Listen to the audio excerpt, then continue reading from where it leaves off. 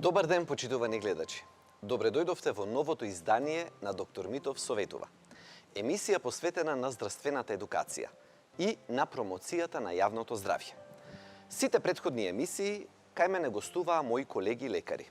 Зборувавме пред се од перспективата на лекарот. Меѓутоа денеска ќе зборуваме од перспективата на пациентот.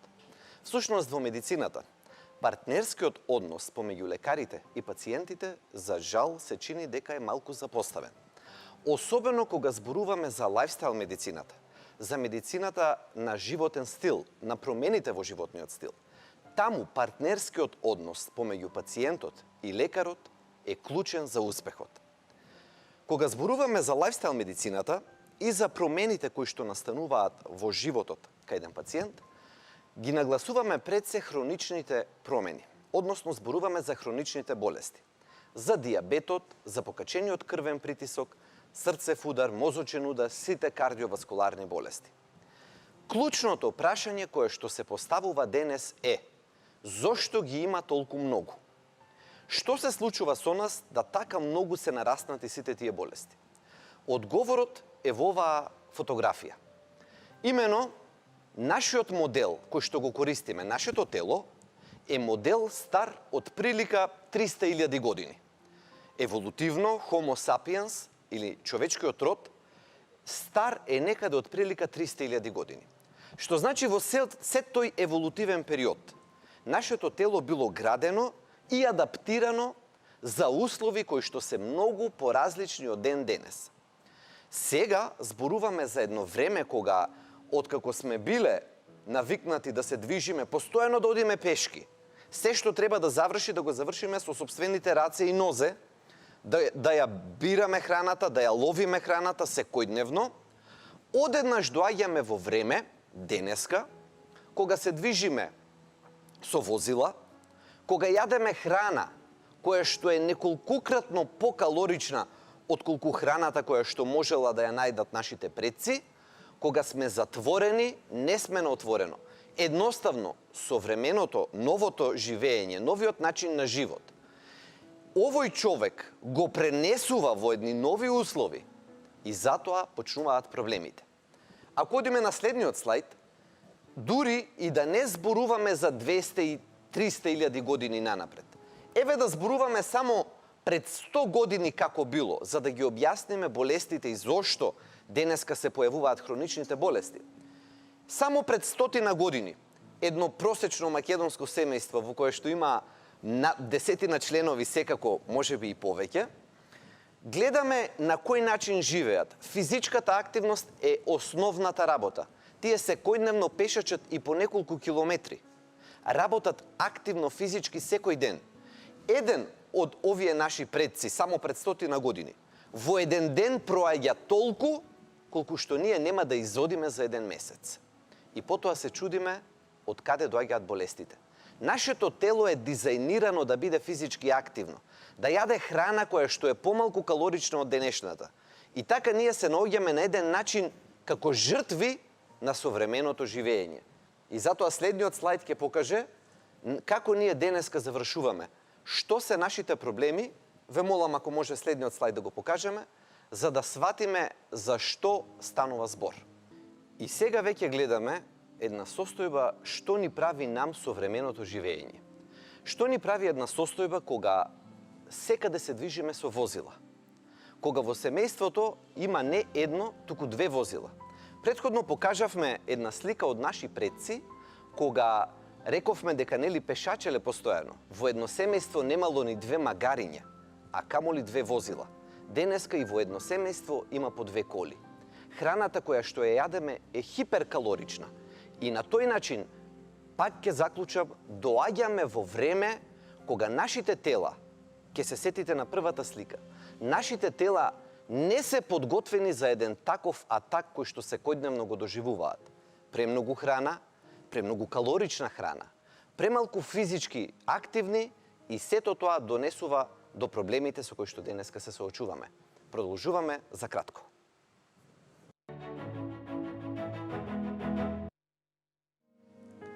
Рековме дека денеска ќе зборуваме со еден мој пациент.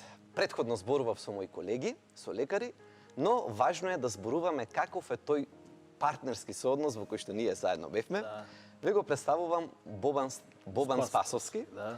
И Бобан имаше една ситуација кога пројде низ, самиот ќе каже, низ едно патешествие, многу интересно. Многу интересно. Како беше почетната состојба кога дојдовте кај мене?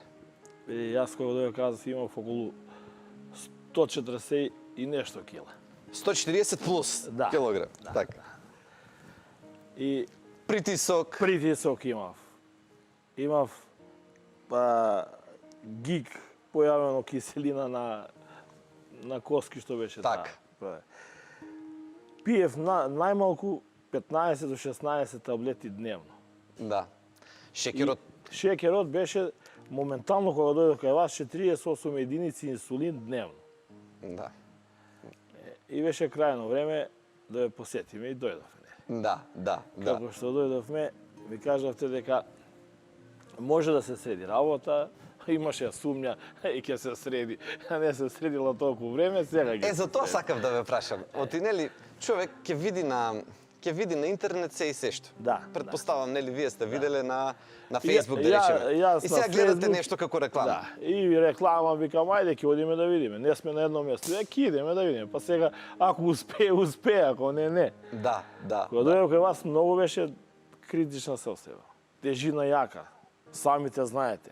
Да, Слика да, има. има, ќе ја покажеме кон Слика овака, вака рацете ги држиш на стомак. Да. Направивме мојот, ми дадовте на добра терапија. И тука има сумња. Сега, Кога кога ми ја дадете видовте. терапија, Да, тоа сакам да ви кажам. Како цело време се читай соочувате. 5 пати дневно да јадеш, јас сум по 2 пати јадем. 5 пати има јадење. Понеделник 2 пати дневно да ви се јавам, да ви давам информација за шеќерот колку е, како се движи. Да.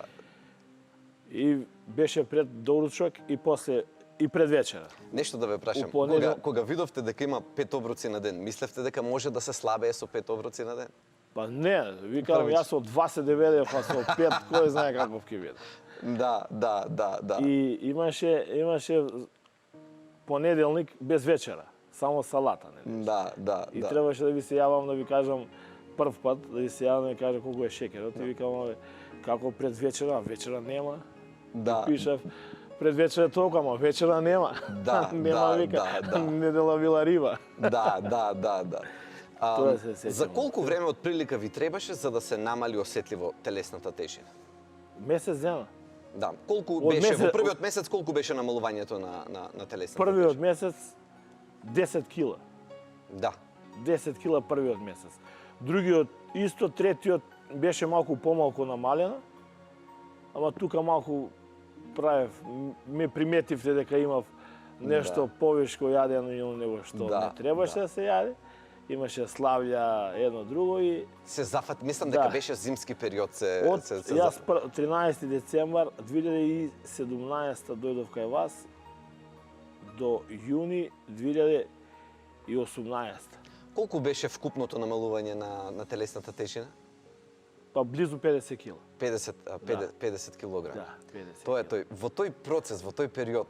За имаше 6 ли- месеца тоа беше. Првите 3 беа околу 35-6 кила скоро намалено Да. и после до задниот до јуни кај што бевме беше близу 50 кила. Сега пак сум малку качил, пак нема малку дисциплина. Во ред, ќе преминеме и на тоа. Можеме и да ги покажеме слайдовите, за да можеме и да објаснуваме малку по малку оти што е всушност сето оваа работа за која што дискутираме.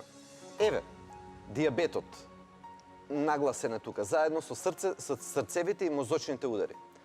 Всушност, Светската здравствена организација вели дека најмалку 80% од болестите на срце, на мозочни удари, дијабет, може да бидат спречени. А над 40% од случаите на рак исто така може да бидат спречени. И сега тука се поставува прашањето кој го вели ова? Оти нели ако што ќе работи медицината ако 80% од овие болести кои што се најголемиот дел од болестите со кои што се соочуваме бидат спречени, но всушност това го кажува никој друг освен Светската здравствена организација.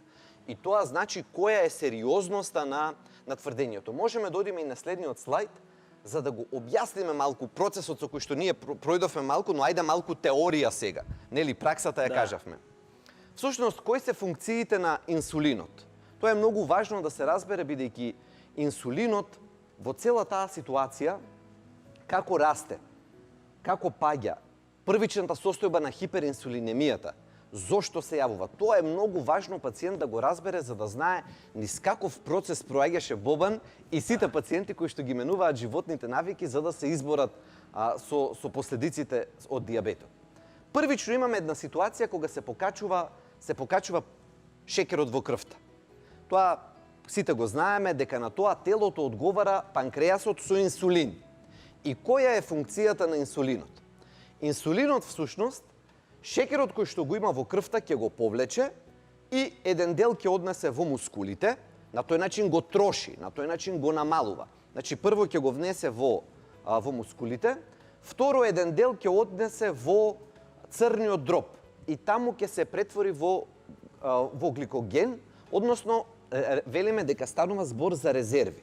Дека почнува да создава резерви, но и еден дел од шекерите ќе ги однесе во масните клетки и на тој начин велиме дека создаваме масно ткиво.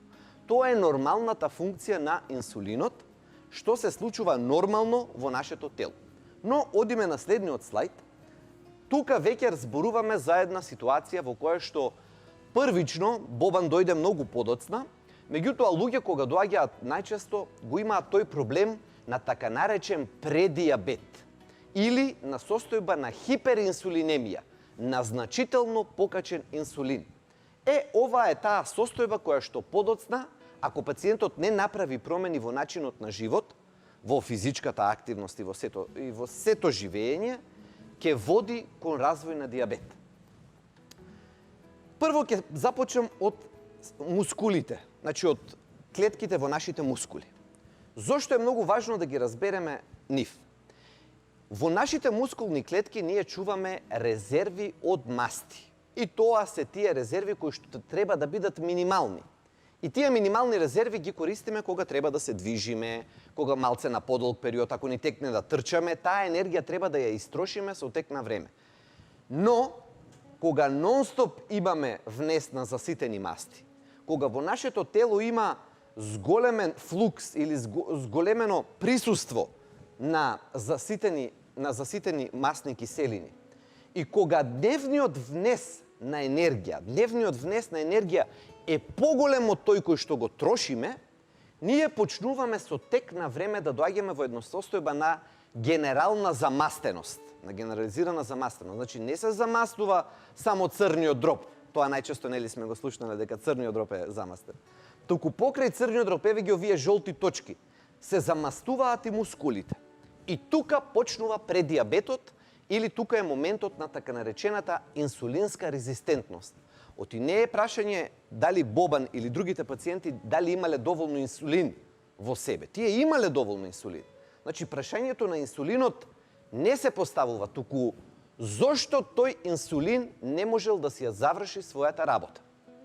И тука почнува проблемот. Кога инсулинот ќе дојде кај тие мускулни клетки, едноставно не може да ги натера да го направат тоа што вообичаено го прават. Оти обично, нели рековме, кога ќе дојде инсулинот, мускулната клетка прима шекер од крвта и го внесува внатре. Но кога таа клетка е презаситена со масти, едноставно џабе доаѓа инсулинот, почнува така наречена состојба на отпор кон инсулинот, на инсулинска резистентност и започнува всушност дијабетот. После ќе се вратам да ги објасниме останатите процедури. Меѓутоа, да се навратиме на искуството. Рековте дека цел процес траеше од прилика меѓу 3 и 5 месеци, така? Да. Колку? За 3 месеци, првите 3 месеци се сведи, после продолживме, нели, ради мојот страв се појави страв дека пак ќе се врати шеќерот. Да. Кој ми рековте дека после 3 месеца нема, ако продолжиш така, нема враќање. Кај ќе се врати? Да. Што ќе се врати? На која терапија после дојдовте? Кога заврши цел процес? Кога ги тргнавте 50 килограми? Види, исто, си продолжив исто. Значи, леп. Поднос мислам на инсулин, на лекови, на тие мислам. Се, ништо не примам сега. Терапија ништо, 16 апчиња дневно. Да. Инсулин 2 пати дневно. Ништо не примам сега. Колку земавте инсулин? Два Че- пати дневно по колку? 2 пати дневно, по 48, 2 пати по 24. Два пати, да. И Да. после дојдовте во ситуација да не земате воопшто. Да. После 50 килограми намали. После килограмите кога ги намалив и после 3 месеца. Што се случи со шеќерот?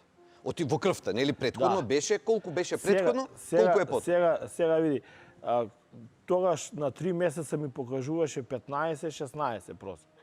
Сега ми е 5,86 просек медицински што го вадат. Да. Иначе секој ден го мерам шеќерот, од 6,6 немам никогаш поешко.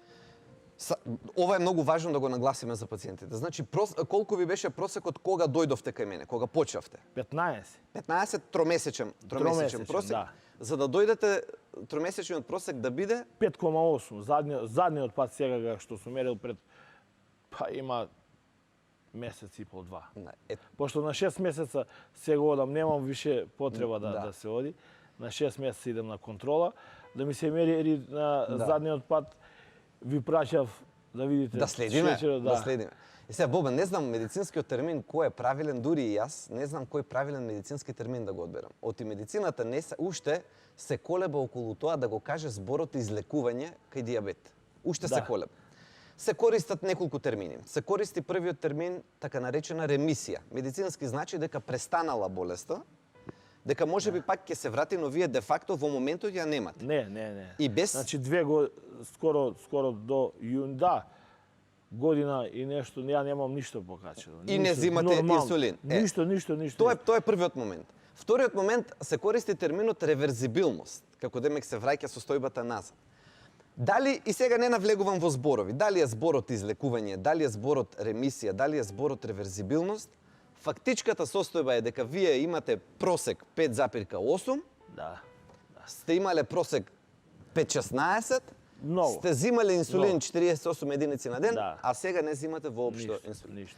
Важно е да го нагласам ова за останатите гледачи, за да не свати секој дека потполно истата ситуација може да се деси и кај него.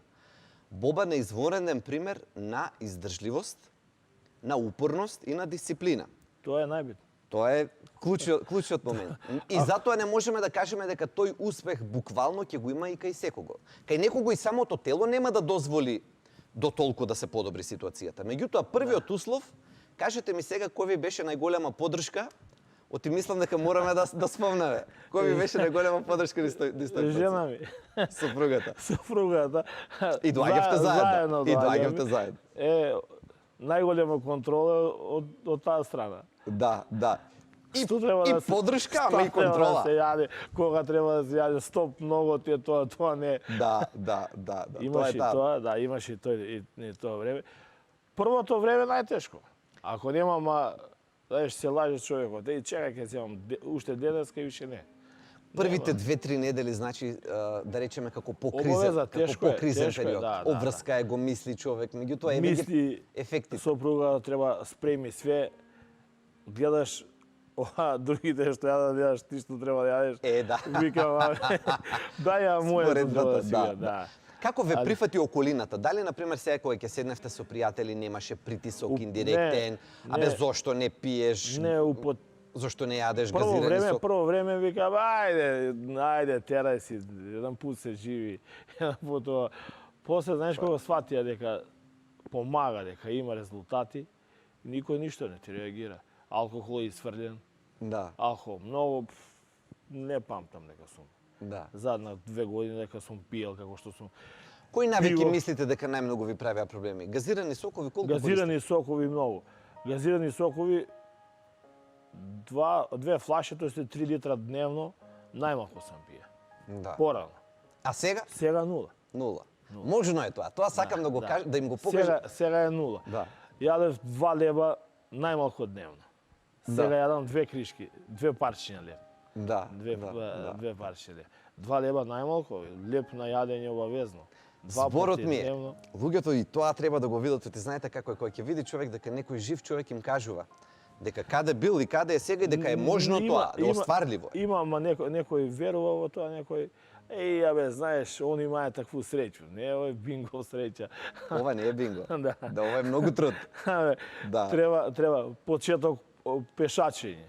15 минути физичка активност. Кажете за прв тоа, пат. да, добро ме подсетивте. Ајде да кажеме за физичката активност малку. Прв пат појдов 5 минута, 15 минути. Ама не ни можевте? Не ни можев, 5 минута не може да одам. И ајде, помалку со супругата, она послава, ја малку поголеми, се рашетував, ми почнав. Сега возам велосипед малку повешку. Да. Физичката активност си ја задржавте? Да, значи, да. како навиката, таа навика си останоти. Видете, тоа е важно. Види, порано, кога бев под тера, така речи, првите 6 месеца, што е секој ден. Сега не сум под секој ден под физичка активност, сваки 2 до 3 дена велосипед. Така. Доста одам, али и велосипед обавезно. Кад ќе ми дова сега овие вручи времиња, малку пославо, али пешачиме. Ви останаа ли позитивните навики? Тоа сакам. Да. Па еве сега не ме тера на газирано, не ме тера на пиво, не ме тера на алкохол. Да. Кафе 1 до 2 дневно. Порано кафиња, пиење, нема. Нашиот народ што рекол, многу едноставна е изреката, ама е многу точна за конкретниот случај и општо. Нели, има навика, ама има и одвика. Да. Сега прашањето е кој ќе влезе да помине низ тој процес. Само јака дисциплина. Да. Јака дисциплина, ваши добри савети, затоа не можеме, затоа и дојдов, што сум многу заблагодарен за оваа ситуација и вие сте, вие ми помогнавте пуно во тоа. Партнерски однос е тоа. Да. Види, тачно е, али кад има некој, знаеш. Да. Али ја мислам дека свак што би почнае би могаја да заврши. Некакви резултати, тоа ми е искуството. Значи, секој што се нафатил сериозно од пациентите да тера сериозно, резултати дефинитивно има. Прашањето е сега кај кој ќе бидат толку драматични како кај вас, или нема да бидат толку драматични, успешни, меѓутоа се зависи од тоа дал човек ќе реши да помине низ тој процес. Па имаме ваш пациент исто што беше. Првиот месец вика супер и он мисли готово и почне постаро. Да, тука е моментот човек да ги издржи тие кризи. Треба месец дена супер е. И после постаро и што правиме. Мора малку да се смени, да го смени начин на исхрана. Да. Иначе не може со 2 лева дневно да се издржи килажава, 140 кила. Се смеевме 42 број ципели да носат чевли, да носат 150 кила. Да. Многу е, тежината е јака. Тежината е голем проблем. Заморување, маснотија, све имаше, знаеш колку сум бил. Можеме да одиме понатаму и на следните слайдови за да ги објасниме фактички сите тие процеси кои што се случуваат. Ова е тука многу важно и сега ќе ги објаснам баш тоа што го кажавте и вие спомнавте нешто многу убаво. Кажавте веќе не ме тера на благо. И сега да го објасниме тој, има механизам, не е само дека човек се навикнал, туку нешто се случило во телото. Тоа е сега следниот дел кога сакам да го објаснам тоа. Сета храна ние која што ја внесуваме, се претвара во крвта во шеќер. И таа е така наречена конверзија на храната во шеќер во крвта. Со црвеното ги имаме јаглехидратите или шеќерите, зелената броја се протеините и жолтава линија се мастите. Што значи дека кога ќе консумираме јаглехидрати, за брзо време доаѓа до нивно претварање, ова е времето како проаѓаат часови, оваа оска е тука нивото на шеќерот во крвта. И гледаме дека кога ќе јадеме благи работи, да речеме, кога ќе јадеме шеќери, ќе влеземе во тоа кои се рафинирани, кои се нерафинирани, гледаме како веднаш доаѓа до скок на шеќерот во крвта. Ако јадеме протеини, како дури после 1 до 5 часа почнува да се покачува шеќерот во крвта, и ако јадеме масти, нивната конверзија зима толку многу време, што дури некаде таму 7-иот, 8-иот, 9-иот час од консумирањето тие се претвараат во шеќер. Одиме на следниот слайд за да ги прикажеме. Еве го тоа што го зборувавме за 5 оброци во текот на денот и зошто тоа е важно. И пациенти се чудат кога ќе кажат дали ќе дојдат или за слабење или за контрола на дијабетот, и кога ќе им кажам дека ќе имаат 5 оброци на ден и малку со скепса, амбе докторе, па ќе се ќе се поправам со 5 оброци на ден. Но има биолошка причина. Има причина од медицинска гледна точка зошто велиме дека треба да бидат неколку помали релативно оброци, односно главните доручек, ручек и вечера и ужините 2. Еве ја причината. Ова е нивото на шекерот во крвта, ова е утро, пладне, навечер. Што се случува? Кога јадеме ние не толку многу обемни оброци, доаѓа, ќе се покачи шекерот, ќе падне. Ќе се покачи шекерот, ќе падне. Ќе се покачи, ќе падне. Но никогаш, заприметете, нема да дојде до оваа линија овде. До тоа едно критично ниво кое што подоцна ќе го објасниме. А ја гледате и црвената линија. Штом ќе се покачи шекерот во крвта, телото веднаш одговара со инсулин, со цел да го спушти. Но тоа, еве го тоа нормално брановидно движење кое што треба да биде вака нормално кога имаме 5 оброци во денот. Одиме на следниот слайд. Еве што се случува ако јадеме само 3 пати во денот, меѓутоа малку пообемни оброци. Ти видите, тоа е природно. И не треба човек многу да знае медицина, да знае дека ако цело време додека работи, гладува и после дојде дома на ручек и треба да руча. Ај што ќе јаде заради тоа што телото му бара, току ќе почне да јаде и од тој така наречен психолошки момент на дополнителна потреба за храна. Така што големите паузи во храна ќе направат двоен проблем. И психолошката потреба за храна ќе ја зголемат, но и ќе се случи овој ефект. И овој ефект е многу важен да го објасним. Што се случува? Кога ќе се покачи многу шекерот во крвта, многу ќе скокне и инсулинот во крвта. Оваа критична зона се надминува. Критичната зона е линијата за која што зборувавме. Над нејзе, кога ќе дојдат таму и шекерот и инсулинот, телото почнува енергијата да ја става во масните клетки. Односно, телото почнува да акумулира масти.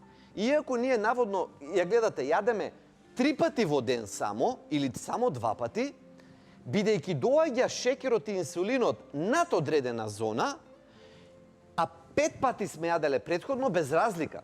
Телото друго препознава. Препознава преголемо ниво на шекер и на инсулин и тоа е наредбата ајде јас да ставам масно ткиво. И затоа може човек да јаде само 2 пати во ден, наспроти човек кој што јаде 5 пати во ден, и тој што јаде 2 пати во ден да се поправа, а тој што јаде 5 пати во ден да слабее. Но, и се разбира, зависи во тие 2, односно 5 пати, и кој вид на храна е. Нели, тука е и пресудниот момент. Одиме на следниот слайд за да ги објасниме сите овие механизми. Еве го тоа прашање. Шекерот во крвта, кај нас, треба да има еден стабилен прозорец. Треба да се движи во некои дадени грањки. Значи, од некаде 4 до некаде 6,6, тука треба да се движи. Кога се движи во оваа нормално ниво, шекерот, нашето тело ги троши масните резерви. Нашето тело ги штити мускулите на тој начин. Ги елиминира потребите од храна. Во смисол тие потреби, како што кажавте, Бобан, рековте, ми се изгуби таа потреба од благо. Да. Зошто? Кога се јавува таа потреба од благо? Кога ќе јаде човек 2 пати во ден, шекерот ќе отиде над дозволеното, но кога ќе отиде толку многу горе, ќе излачи телото инсулин и после ќе падне под дозволеното, ќе дојде овде. И кога ќе падне под дозволеното, кога ќе дојде во оваа граница шекерот, телото испраќа наредба јади благо. Заради тоа што шекерот прво отишол многу горе, после паднал многу долу и со тоа се створила една алармантна ситуација. Како го имаат ова проверено научниците во Соединетите Американски држави? 2 групи деца, на едните им даваат храна која што е со така наречен висок гликемиски индекс, односно брзо ќе избега нагоре шекерот во крвта и после силно ќе падне доле, а на други дечиња за доручек им даваат рафинирани јаглехидрати, пак јаглехидрати, меѓутоа на база на овесна каша, значи пак здрава храна зборуваме, и шекерот кај нив вака ќе биде, постепено ќе се качи и постепено ќе падне. И што следеле? Следеле кај двете групи дечиња, одбрале дечиња бидејќи кај нив е најчиста работата. Ако му се јаде, ќе си побара. Значи таму нема очу му се мисли, очу нема што да прави па и да јаде. Значи кај дете, нели, ако му се јаде, ќе си каже. И ги оставиле да ги следат децата во 2 часа после тој оброк во доручекот. Тие деца, првата група, каде што многу скокнал шекерот и после многу паднал, во следните 2 часа, 80% од тие деца побарале дајте ми да јадам пак. А другите дечиња, кај кои што шекерот постепено се качил и постепено паднал, не барале пак. Оти не паднал шекерот во крвта долу. Што истиот ефект јас нека и кај дечиња, ако треба да слабиат тие, за жал се почесто има такви случаеви, но истиот принцип на работа е тој кој што се случува и кај возрастните. И затоа вие нема да имате чувство за благо во после ручекот. Значи тоа се кога ќе се движи шекерот во некои нормални граници, нема да ги има тие потреби нагоре надолу. Одиме понатаму на следниот слайд да го објасниме и еве го тоа сега во конкретни храни прикажано.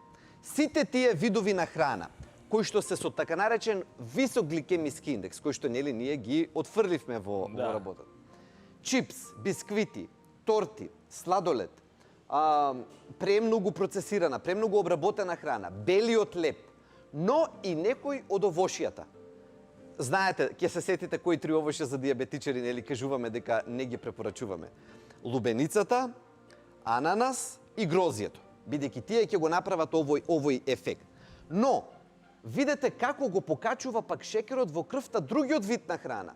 Односно, оризот ако е интегрален, сите зеленчуци, пастата ако е интегрална. Некои пациенти се чудат како им дозволувам да јадат макарони, паста и такви работи, а имаат диабет. Да, ако е интегрална, нема проблем. И се разбира да не се претера. После еве ги леќата, интегралниот леп.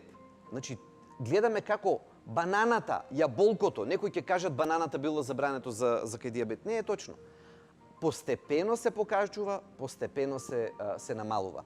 Тоа е таа разлика која што човек треба да ја знае за кои се тие храни со висок гликемиски индекс и кои се тие храни со низок гликемиски индекс. Можеме да одиме на следниот слайд за да го продолжиме тој. Еве го тоа објаснување. Значи, зошто е важно? Ако нагло се покачи шекерот во крвта, со таков вид на храна како што претходно го кажа, следете ја црвената линија, ќе отиде многу високо инсулинот, значи ако ова е сега оброк, каде оди нивото и на инсулинот. Не само на шекерот, туку инсулинот го следи шекерот. Високо оди горе, надмина осмица и драматично паѓа доле. А штом ќе падне драматично доле, се појавуваат тие потреби за кои што вие зборувавте, телото ми бара благо. А еве ако постепено се качи и постепено падне, тогаш тие промени ги нема. Можеме да одиме и на следниот слайд. Затоа е важно сите овие работи кои што ги објаснувам. Ти знаете како луѓе сакаат да го знаат механизмот. Еве го објаснувањето зошто тоа кај вас успеа. Значи ова си има покрај основата на вашата издржливост. Тоа е што велат во медицината кондицио sine qua non. Услов без кој не се може. Значи решеноста на пациентот да помине низ процесот. Но потоа се разбира успесите ќе зависат и од степенот на оштетувањето кај самиот пациент, дали станува збор за диабет тип 1, диабет тип 2 и ни за други индивидуални параметри. Успехот ќе се движи од до, но секако ќе го има. Затоа мораме да го нагласиме и тоа за да бидеме до крај честни, за да кажеме дека вакви драматични успеси како што имавме кај вас не се можни кај секој пациент, меѓутоа вие намаливте 50 килограми во тој период. Еве го тоа што е важно да се покаже. Најопасни храни се овие, кои што го прават овој скок на шекерот во крвта. Дури не мора човек да има проблем со диабет. Сепак треба да ги избегнува овие храни. Што е најлошо да му се даде? Еве, тука спаѓаат шекерот бел, белота паста, значи белиот леп, белиот ориз и соковите или џусевите. Тоа е многу важно. Оти ќе кажат некои пациенти, јас сум од сабајле на сокови, на џусеви, тоа е здраво. Ако сакате предиабетичар да го направите диабетичар, давајте му само сокови да пие на сабајле овошни и заради овој шок што се случува на организмот, тој човек ќе стане диабетичар. Така што убаво звучи, нели, природни сокови, ама знаете што е дозволено? Вода. Вода најдобра. Вода и лимонада. Како беше, ако не можете да го изодите, може да се напите вода. Вода.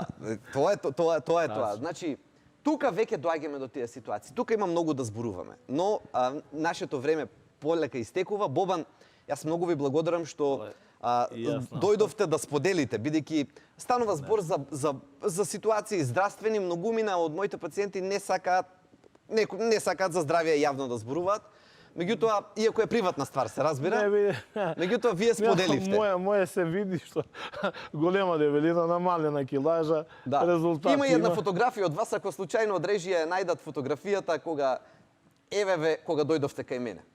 Да. Така што сега, од тогаш до сега се гледа дека разликата е видлива. Телефонот тука беше. Да. Телефонот е потпрен. Да.